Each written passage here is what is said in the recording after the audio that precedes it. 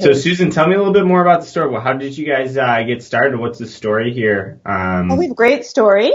Yeah, So our business is not new. It started in 2005.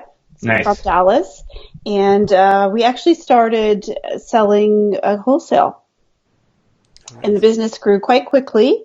And more than $1 million in wholesale accounts. We were in more than 800 stores Wow. across North America. Yeah, some majors. And I actually didn't come along until 2009, maybe. I was a customer of WeSqueak. I had a small chain of stores, Okay. and I was a customer first. And so I sold my business and was friendly with the owners. And over time, long story short, I ended up buying the company. And Nice. so, yes, but that's the yay. Here comes the boo. So in 2013, it became very clear that wholesale was getting harder and harder. And I believe it was 2013 that for the first year our sales were down. And that hadn't happened to us before. And,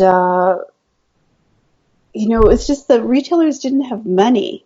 They just couldn't buy product. And our business model was like we had a 6-month lead time. We bought based on retailer commitments that they were Yep. no longer able to honor. And so we had a warehouse, 15,000 foot warehouse, bunch of people running around full of shoes.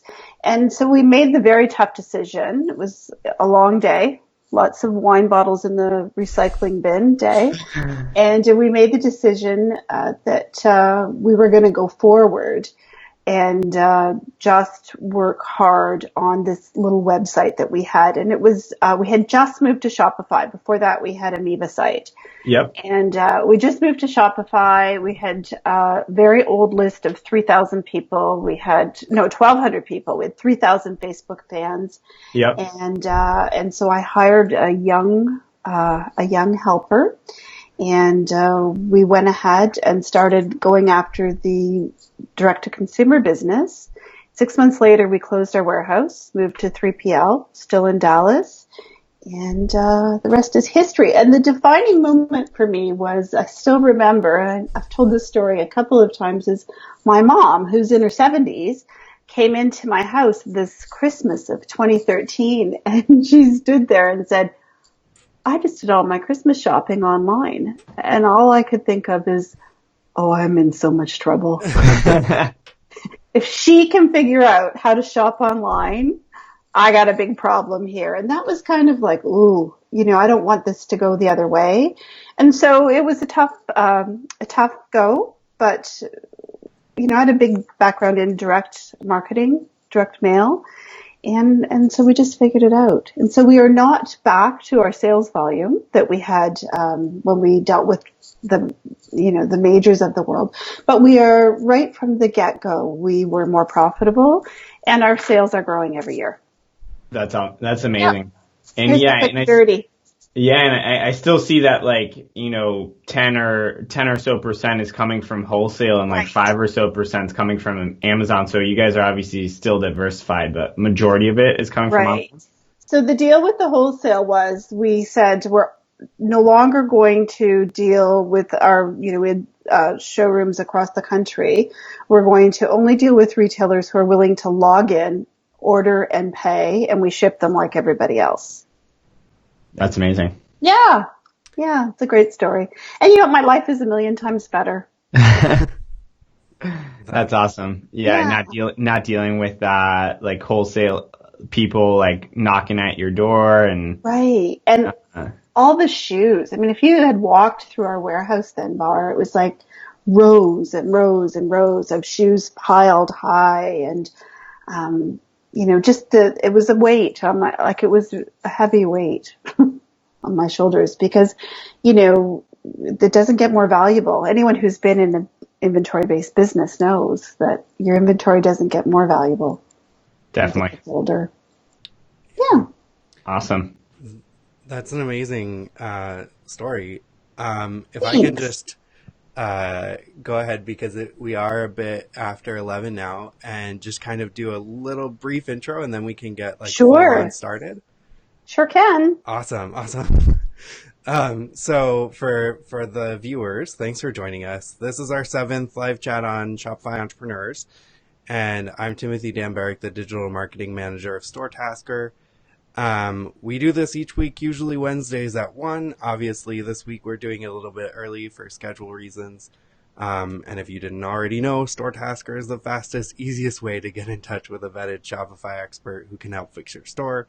Today, I'm joined by 2 guests. As you can already see, Bar Bruhis is the account executive sales manager at Sumo. He's worked with top sites like Airbnb and Mint.com, helping them grow their email strategy. If this is the first time you're hearing about Sumo is a suite of free tools that can be used to grow your website's traffic. The Sumo tools are easy to install and work on any website. Let me know if I'm getting any of this wrong, by the way. Just a quick and dirty. We help e-commerce businesses we help e-commerce businesses get more customers. So that's definitely our primary focus. And me personally, I work with e-commerce businesses every single day. So kind of get to see like the quick and dirty of like what's working and what's not working. And love to share that. So super excited to show Susan's story here and, get into it. Perfect. So we also have Susan Bradley. Susan owns WeSqueak, North America's favorite toddler shoes that squeak. As a seasoned online seller, Susan is also the founder of Social Sales Girls. Look for their free Facebook group, Shopify Traffic Academy, where they give you a behind-the-scenes look at how they drive traffic and get sales at WeSqueak. And then, as we already said, Bar, you're joining us from Austin, and Susan is joining us from the GTA right here in Canada. That is all my intro. I'm super, super excited to have both of you guys on the show. Bar, you're gonna take a look at this site and tell us what she's doing right and what could be maybe improved. Definitely, yeah. Thank you so much, Susan, for being here and for sharing your information and being open to feedback. I think that's something that a lot of business owners lack, and that's amazing that you're just here and ready to hear it, right? So I feel like it changes all the time, right? And I can always learn something. So yeah, let me have it. This is the first time I've shown my business without being in charge. So let's see. Awesome. Well, I will say that you've done a lot of great things. And Timothy, thanks for having us, of course, and thanks for coordinating this. Super excited to be here. Absolutely. Cool. So without further ado, let's dive right in. So let me go ahead and share my screen. Whoops. Can you guys see my screen already? I can see your screen. Let me just... Oh, yeah, there we go. Okay, so it's all you. Perfect. Awesome. So this is WeSqueak. Obviously, this is the back end when we're really looking at the dashboard. But really wanted to do like a quick high and dry kind of walk through what I notice when I look at this data. And so what I've done here is really simply looked at the past 180 days. So I'm looking at from November to May. This is really going to take a look at like the Black Friday, the holiday season. January typically is a lower month for e-commerce. So it's really taking a breadth of data so that we're not just looking at, 1 day or even 30 days, but instead 180 days. One thing that I noticed right off the bat that's amazing is that Susan is definitely getting a good amount of traffic here. So you can see she's gotten, close to 150,000 visits, or online store visits, since, November of this year or last year. She's also got a pretty healthy average order value. It's at around $50. I noticed that, most of her items are around like 20 to 30. So assuming that people are adding multiple items to that cart. And she's also obviously increased the total orders year over year, 6 months over 6 months. So if we compare, November, or May to November of 2017 to November to May of this year, she's increased her total orders by 17%, which is great. Now for like some things that could definitely, use a little bit of improves, right? So number one, right away, one thing that I noticed is that a lot of orders are getting added to the cart here, right? Which is a great sign. Almost 8.5% of the traffic is actually adding an item to the cart. And that's no small feat, right? Almost all websites that I see are like between 5 and 7. So 8.5 is definitely a great start. But then right away, you can see that there's a pretty big drop off here between people that are actually adding the item to the cart and actually showing interest to actually coming and paying us, right? So, it's about like 75% decrease, right? So 12,000 plus people actually added an item, 3,000 or so actually made that final purchase. So what I've done is I actually just took all the numbers that I showed, and obviously I know that this is a lot to like digest. All I did was I just plugged it into this pretty simple calculator, and anyone can really use this. This is free to use, sumo.com/calculator. And all you do is you plug in very simply the online store visits. You can play around with how long or how much data you want to actually throw in there, average order value, and then just the add to cart funnel. And that's super simple to find on your Shopify dashboard. And then what we're going to do is just kind of like dissect that data and see, okay, where can we actually start to help, right? So again, just some very simple things that I noticed right off the bat. 75% of people are actually leaving an item in the cart without purchasing, which is a pretty big deal. And that's definitely something that we want to actually try to fix. Around 98% leave without making a purchase, right? So out of your entire store visits, there's around 2% that are actually purchasing, 98% or so are not. And then, about 42% of people are abandoning the cart on the actual checkout page. So almost 50% of people are actually leaving, and they're getting all the way to the checkout page, but then they're actually like leaving without making a purchase. And so let's talk about like some things that we can actually do to improve that, right? And before we dive into that, just quickly, any questions from Susan, Timothy, or maybe some of the viewers? We don't have anything from the viewers yet. Okay. Yeah, Susan, what about you? Nope, I'm good. Awesome. And were you able to see my screen, Susan? I am now. Yeah. Perfect. Awesome. So let's dive into like, why is this 75% and why is there like, almost 42 or 43% of people, why are they leaving on the checkout page, right? And so I think a lot of times as store owners, we kind of like, we're in the weeds and we kind of forget what it's like to be an actual consumer on our store. So let's just walk through that really quickly, right? So right here, I'm on WeSqueak.com. First thing that I'm gravitated towards as a consumer is to go to shop now, right? Maybe some people are going on sale. Either way, they're actually starting to go through the buying journey, right? Now, the next thing that I'm actually going to see is, a collection of different shoes.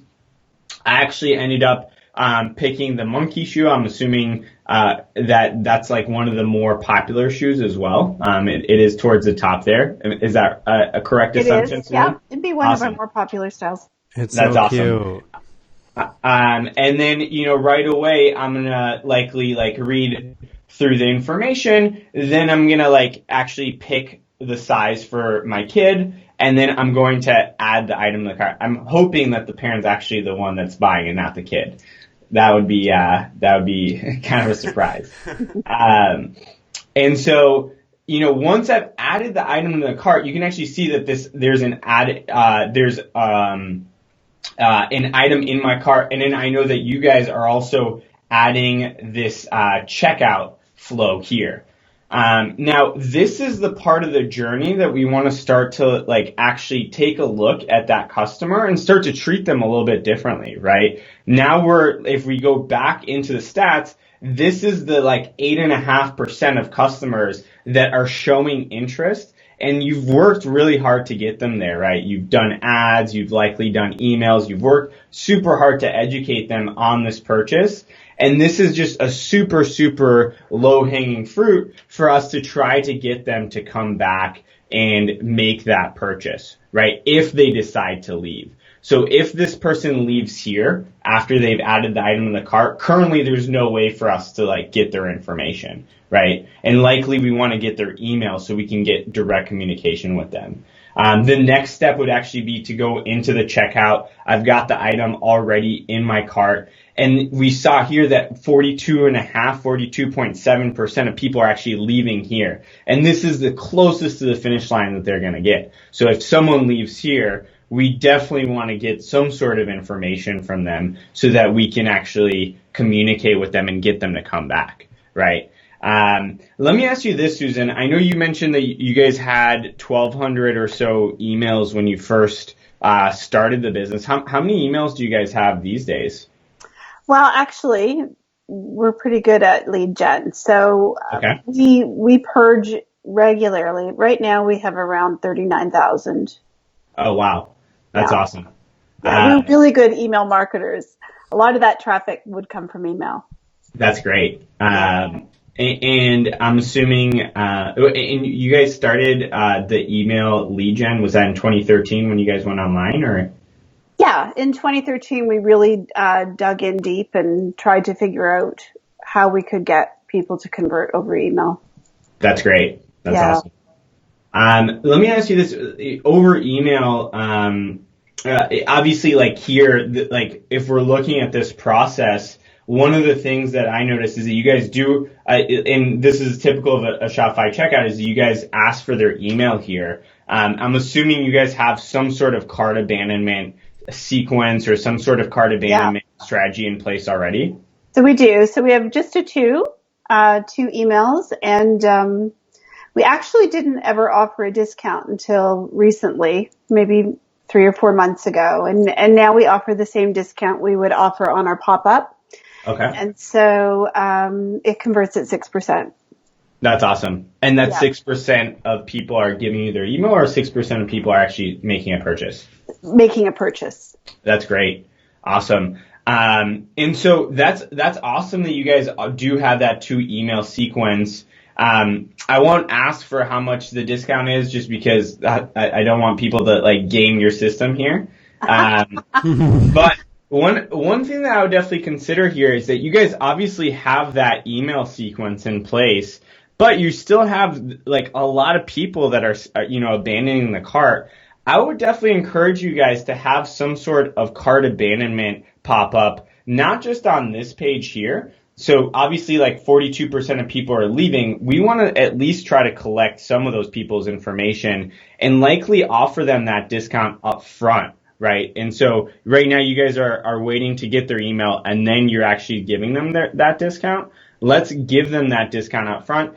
Also, if they have that item in their cart here, that's like almost 9% of people, we definitely want to have some sort of cart abandonment pop up there as well.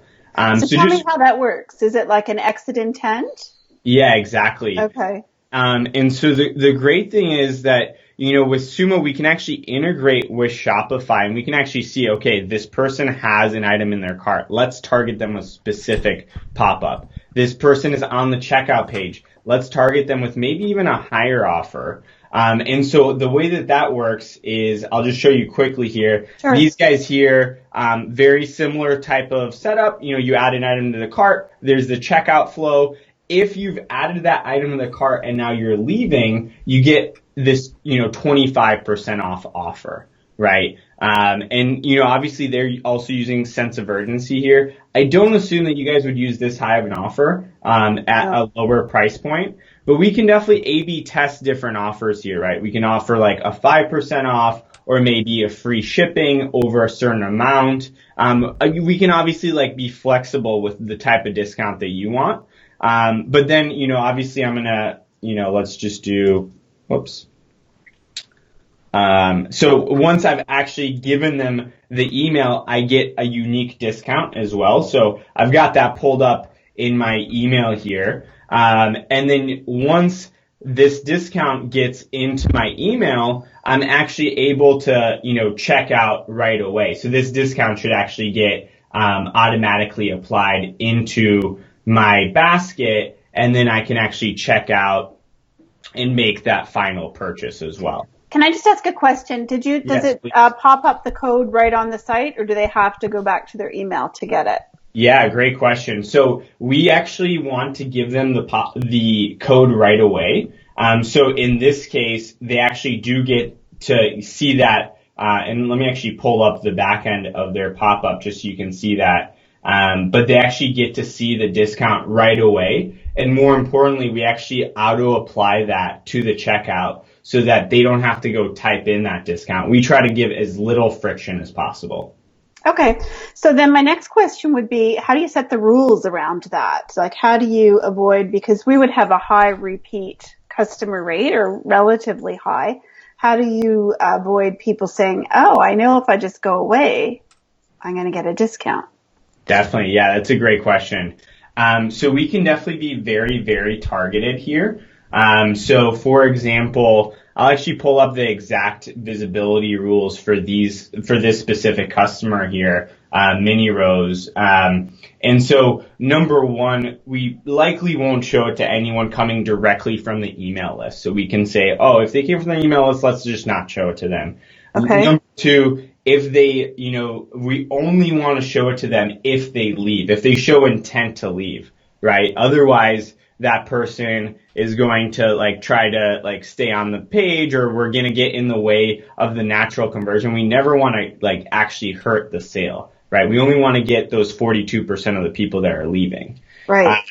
And then, we can say we only want to show it on the checkout page, or only on the cart page, or only if a specific rule set exists. And then likely don't show it to someone for a set amount of time. I normally recommend, if they've seen a pop-up, let's not show it to them again for another 2 weeks. That's normally the buying cycle online. Okay, so my buying cycle would be considerably longer than that. Yep. So I could set it for 6 months if I wanted to. Oh yeah, definitely. Yeah. So you can go in here and you can play around with the time setting there. What about just showing it to first-time visitors only? Is that something that you're able to do? Yeah, so in that case, what do you consider a first-time visitor? Is that someone that has never been to the website ever, or is it someone that's on the email list and comes in, or a Facebook ad? Is there a criteria that you have there? So I would say for us, the biggie for us is in our plan strategy for conversion is we're willing to do a lot to get sale one. Got it. And then we focus, of course, on maximizing the lifetime value of that customer. And so we get right now, I think 30%, I have to look at Google Analytics again, but I think it's 35% of people convert on the first visit. Oh, wow. And yeah.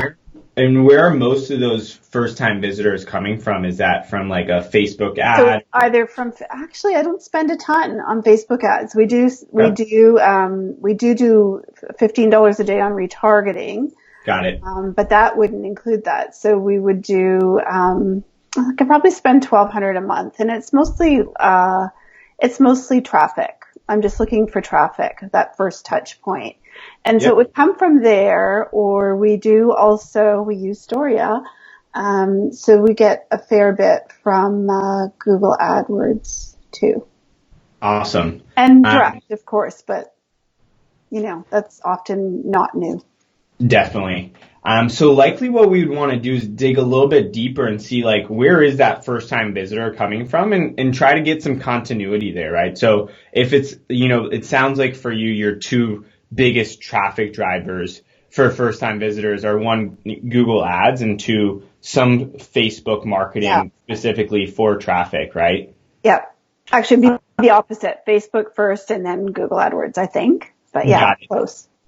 So what we would do there is we would target those two, and say, okay, if that person came from a Facebook ad, what does one of those ads, say? Is it percent discount off their first offer, or is it just kind of? No. So our strategy is different than most stores. So we don't ever advertise site-wide sales except for Black Friday. Yep. We would do it. You have to kind of be with us to get any of our discounts. So you would see if you're in our Facebook, we just recently opened a group. We have a decent sized page, or you're on our email list, and that's where you would get our deepest discounts. You get to know about limited editions and that sort of thing first. And so we don't advertise discounts. I would just advertise, I would just take an ad for a popular shoe and test it against some cold targets and see if I can get new people. Like, we're always trying to build our audience that we could retarget. Yeah. So what I would recommend there is to have some sort of continuity there where, we can actually, if it is one of your more popular shoes, like let's just take the Socks Monkey shoe, and that's the picture that you guys also have on the ad. We can actually target the traffic coming from that ad. We can assume that's a first time visitor, and potentially what I like to do for first time visitors, especially for sites that don't discount, for new visitors, is doing some sort of giveaway, right? And so, one subscriber per month will get entered or will win, like a shoe for the entire household or whatever it is, where you can really offer something that may cost you around $100 or so. You can kind of write it off as a marketing expense, and you'll see your conversions for that first time visitor go up quite a bit. And then obviously we can also ensure that offer has continuity from the ad that you've driven that person from. So let me make sure I understand what you're saying. You're saying we would target this shoe only and do a giveaway for it? Yeah, exactly. So I'm assuming it sounds like your ads right now are actually you guys are testing different pictures on there that resonate with new visitors. Is that a fair assumption? Yeah. So generally we would have some go-to images and copy that we would actually we're pretty confident with our images and copy. So we actually I'm always looking for cold targets. So of course we use lookalike audiences, but also I'm just looking for new pockets of audiences that would be our ideal customer. Yeah. And so on our original pop-up that people would see if they're new, it's a not a big discount. It's 10%. That actually converts at 13% into sales. Yeah. I think it's 9% opt in and 13% then convert. So it's pretty decent. So I don't know if I want to get in the way of that. I think I might want to do something my eyes lit up a little bit when you said, okay, we can make it specific, tie it to an ad, and then we could really look at the ROI on how that converted. Definitely. Yeah. And again, with that's something that, especially if with that ad you want to drive a new sale, we can definitely target that new visitor. And if they leave, you guys have already spent money on that traffic. You may as well try to convert that person. Yep. Exactly. Interesting. For sure. Not something I ever thought about. I'm kind of, not a fan necessarily of exit intent pop-ups, but I think if there was a plan that you could actually measure the result, that makes a lot of sense to me. Like if it's kind of like you described, if we used an exit intent on a product that we drive traffic to, I'd love to see how that worked. Totally. Yeah. And one of the great things is just like you mentioned, results are obviously super important. So we don't want to just show you, how many emails you collected, but how many of those emails turned into sales, and then how many purchases and how much revenue is actually generated there. Right. Well, and we could build a funnel on the back of it. Right. Exactly. Yeah. Awesome. Okay. Well, now that we've conquered the world, what next? Bart, I just wanted to ask a quick question about the A/B testing on the pop-ups that you were showing us. Like, can you kind of dig into that a little bit more? And then also, like, is that, like, what parts of the pop-up are actually testable? Definitely. Yeah. So, really, to answer the second part, first, every part of the pop-up is definitely, you can A/B test, you can test different colors, you can test different copy. What I normally recommend for people is to really first and foremost test the offer. That's really like the value of what you're offering is really going to affect your conversion rate the most. After that is really going to be the aesthetics, maybe different pictures that people resonate with, maybe different colors. But really at the core of any sort of opt-in is going to be the offer. So normally what I recommend is doing some sort of like a $5 versus 5%, maybe free shipping versus like a percentage discount. But you'd be surprised. Sometimes 5% is actually like going to be lower offer for the customer, but it ends up converting higher than like a $5 offer. So I always encourage people to test on that. Is there any, can you think of any situation where like the messaging of the offer was like really important in terms of like maybe you can offer the exact same thing but like in two different ways, or yeah. Yeah, definitely. That's a great question. The other way that so obviously the offer is number one. After that, there's different ways of actually asking for that person's email. One thing that we've definitely been playing around with a lot is gamification. I think a lot of people are kind of used to like just seeing a normal pop-up and kind of swatting it away. Yeah. But if you can gamify that, you can definitely start to see a little bit of a higher conversion. We actually did a test with a website, beardedbros.com, where it was a 15% off offer, where it was just a very similar offer to WeSqueak. And it's just an entry offer on a normal pop-up. We gamified that to where they could kind of spin to win. 1% of the audience would win 75% off. And then like maybe 10% of them get 20% off. And it averaged out to 15% off for everyone. And we saw 3x lift in conversion doing that. So that's the next iteration that I normally recommend. Is that conversion to get an email address or conversion to sales? So that was a conversion. The test there was conversion to get an email address. I don't actually have stats on like what the sales turned into, but you can assume that if there's lift there, there's also going to be lift on the back end as well. I have a question, actually. Yeah. Do you mind? Go for it. Please. So what's your feeling about timing of an entry offer? Yeah, great question. So specifically for you, Susan, like I would actually look at entry offers two different subsects. One is on mobile and one is on desktop. So, if we look at your traffic, most of your traffic's coming from mobile. Like, yep. Almost 80, it's like 80-20, right? A little bit higher, 85-15 for mobile versus desktop. On mobile, your screen is just very limited, right? And so I actually don't recommend doing a timed pop-up on mobile. That's also going to hurt your SEO. I recommend doing some sort of scroll triggered pop-up. Yeah, right? You have a 35, I think. 35%. Yeah. Yep. So that's definitely a great start there. And you can obviously A/B test the different scroll percentages there. That's like a great first A/B test for you.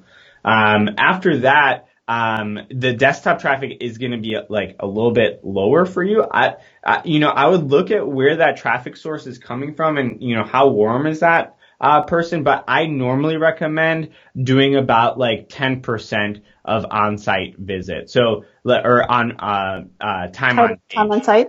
Yeah, time on site. Or well, Okay, time on page. Yeah, because they're going to be switching to the next page right after that. So I normally recommend starting with 10%, but again, you can easily A/B test at like a 5 versus 15%, see what the conversion looks like, and take the numbers as like the final answer. Okay.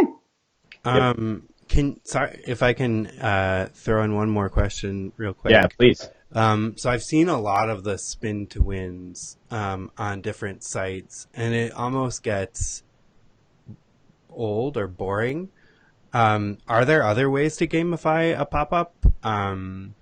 Or is that kind of the one that is, I mean, I probably see it a lot because it works, but I'm just wondering if there's anything else. Yeah, definitely. Great question.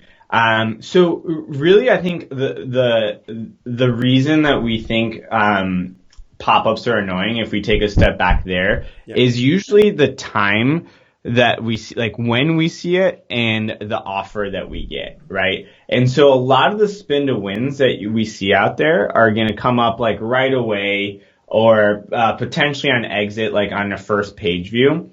I normally don't recommend doing that. I recommend doing it like when someone's a little bit more engaged, or like we saw with Susan, where it's actually like a first time visitor and maybe having some sort of like continuity with that ad, right? So really like targeting a first time visitor or someone coming from an ad that's already kind of in that mindset that, maybe they can win a prize up to a certain percentage. But yeah, I really I would definitely think about like where you're showing it, because that's really going to be like how effective it is and how annoying it is to that visitor. Nice. I'm not sure if we lost Susan. I'm here. Oh, you are here. Okay. Mm-hmm. For some reason I couldn't see you. But I think that do you first of all, Susan, do you have any more questions for Bar? No. Okay. I don't. Thank you. Cool. Yeah, of course. Cool. Well, I will go ahead and wrap things up. And first of all, I just want to say thanks to both of you so much for doing this. I'm like blown away. I think it was really awesome. So if folks have a Shopify related question that they want to have us answer here on another live in Shopify Entrepreneurs, they can go ahead and just email me at hello@storetasker.com, and I'll put that below in the comments as well. And then also, if you want to make sure that you don't miss out on future lives, we have a newsletter. I will also put the link below that you can sign up for. Within the next 24 hours, you'll be able to find this chat available on YouTube, where we publish all of our chats. If you are watching this on YouTube now, be sure to subscribe to the channel so that you don't miss out on future videos. And also, if you want to boost your sales and improve your Shopify store, post a job on StoreTasker, be chatting with a vetted Shopify expert within minutes. And let me just... Okay. Bar, how can folks get started with Sumo? Yeah, great question. So I personally love helping all websites. So if you have a similar Shopify store to Susan and you have any questions at all, please feel free to reach out, bar@sumo.com.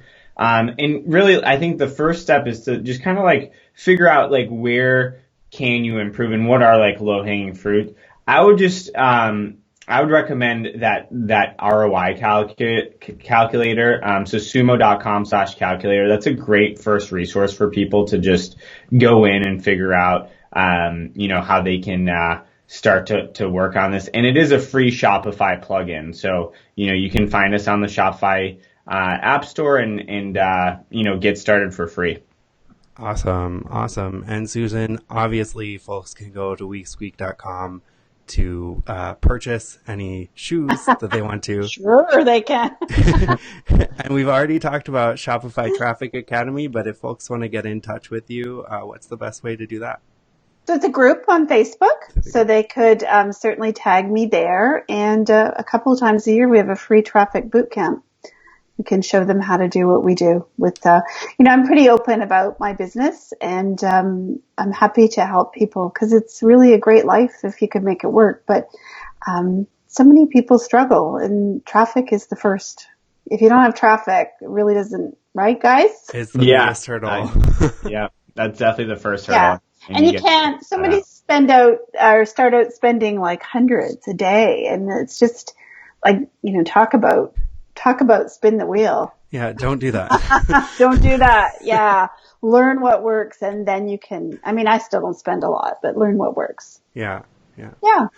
All right. Well, thanks again for both of you. Thanks, guys. I hope you have an awesome day, and hopefully we can see you guys again later. Awesome. Thanks a ton for putting this together, Timothy. Of course. Cheers.